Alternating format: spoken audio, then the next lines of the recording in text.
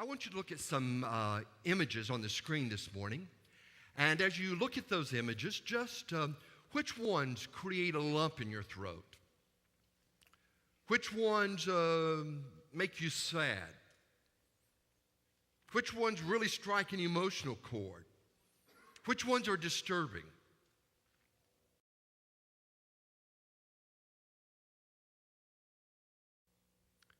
The book of Lamentations is a collection of images taken from the experience of the Israelites in the 6th century before the Babylonian captivity, or as part of the Babylonian captivity.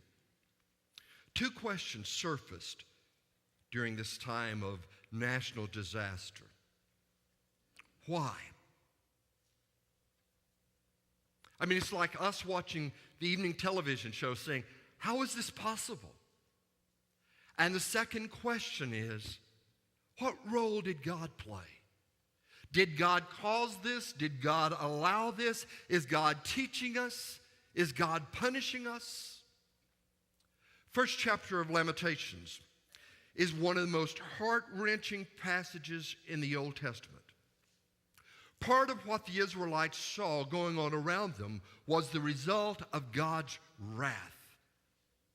Just because we are God's people does not mean that we are exempt from God's wrath.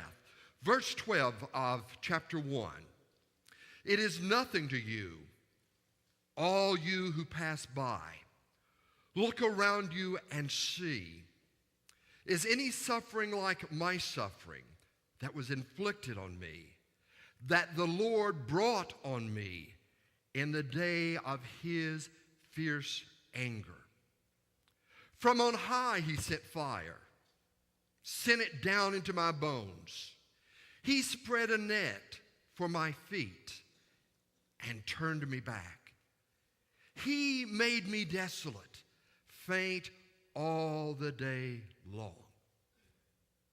Now, these were the cries of the Israelites.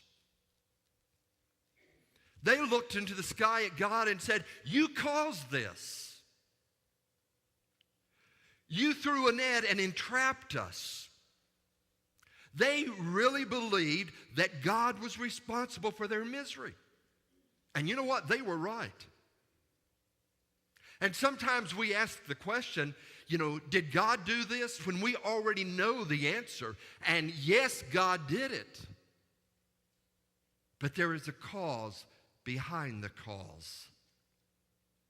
God doesn't go around just zapping people. But what happened was that Israel sinned. And they were simply experiencing the germination of their sin. They experienced the bearing of fruit of their sin, and it was harvest time. So part of what the Israelites saw was the result of God's wrath. Part of what the Israelites saw around them was the result of helplessness. It's sort of like falling over Niagara Falls, not able to do anything about it, not able to regain a position, and you are caught up in the power of the falls. Totally helpless. There was not a single thing the Israelites could do.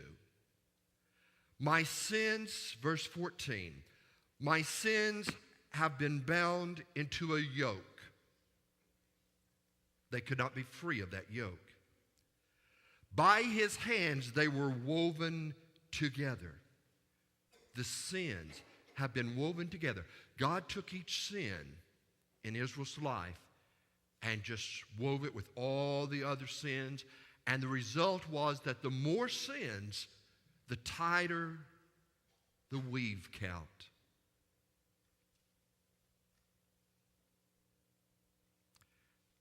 They have come upon my neck, and the Lord has sapped my strength.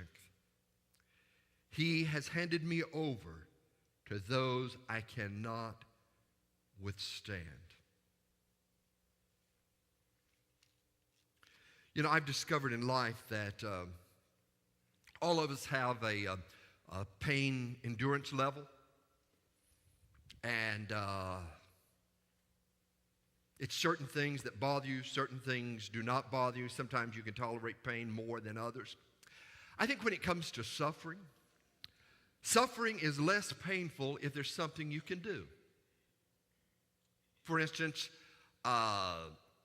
Kevin, I'll pick on you. Kevin had a headache this week.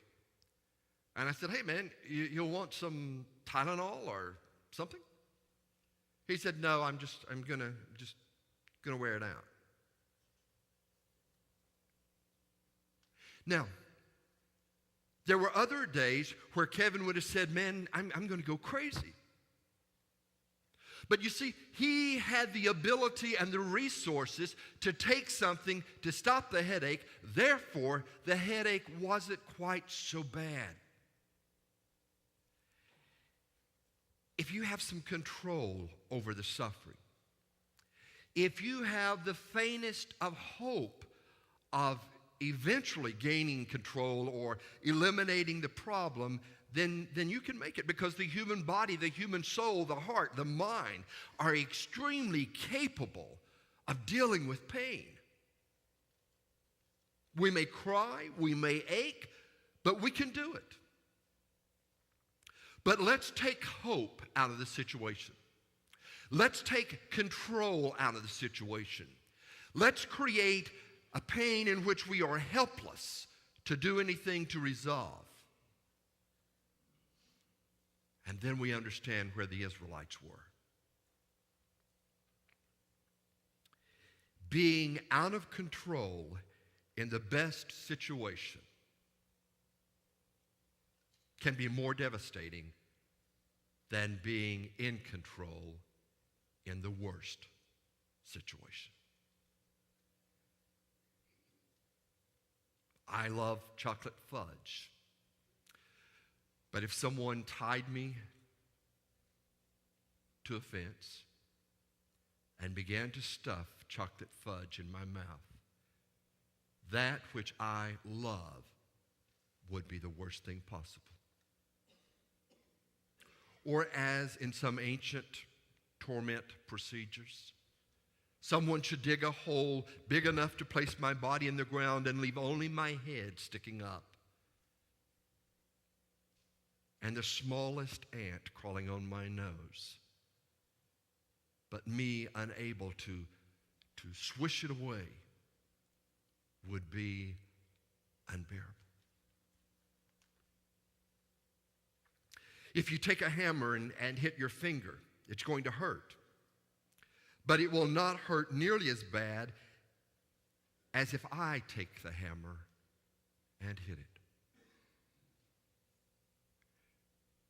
You see, because you can take some responsibility, and in a sense of that you hit your own finger, the responsibility brings you comfort. But when you see something is totally out of your reach, it's unbearable. And see, what Lamentations is about is, it's like just taking, this is a book of photographs. All of these images of the Israelites during these horrible days of suffering. And it is God saying collectively through these images, once you cross that line of sin, you are no longer in control. There's nothing you can do. And that's where Israel was. Jerusalem was being plundered. The women were being raped. And the children were being enslaved. And nobody could do a thing to stop it. Now, let's leave that image. And we will come back next Sunday to the book of Lamentations. But I want us to switch forward in time, some 600 years. And let's go to that place called the upper room. It's a sacred night for the Israelites. Because for more than 600 years, they have believed that on this particular day to come, God would send the Messiah.